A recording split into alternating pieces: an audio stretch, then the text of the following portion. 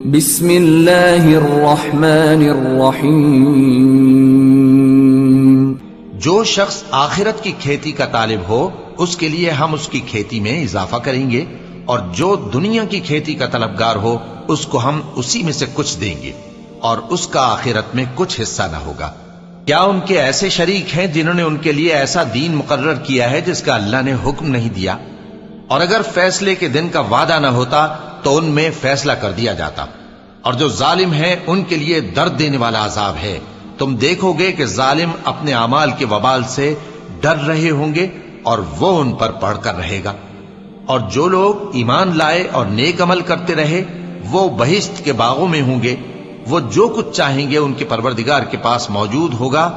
یہی بڑا فضل ہے، یہی وہ انعام ہے جس کی اللہ اپنے ان بندوں کو جو ایمان لاتے اور عمل نیک کرتے ہیں بشارت دیتا ہے۔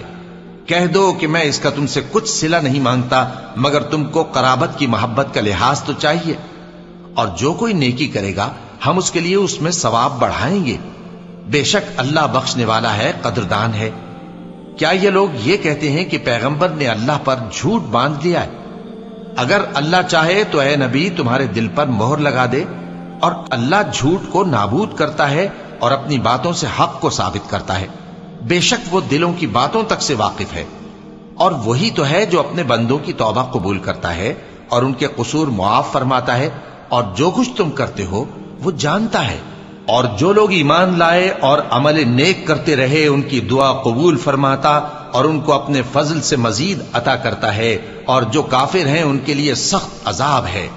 اور اگر اللہ اپنے سب بندوں کے لیے رزق میں فراخی کر دیتا تو وہ زمین میں فساد کرنے لگتے، لیکن وہ جس قدر چاہتا ہے اندازے کے ساتھ نازل کرتا ہے۔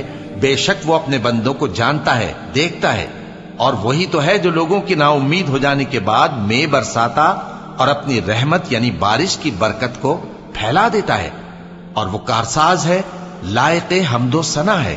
اور اسی کی نشانیوں میں سے ہے آسمانوں اور زمین کا پیدا کرنا اور ان جانوروں کا جو اس نے ان میں پھیلا رکھے ہیں، اور وہ جب چاہے ان کے جمع کر لینے پر قادر بھی ہے۔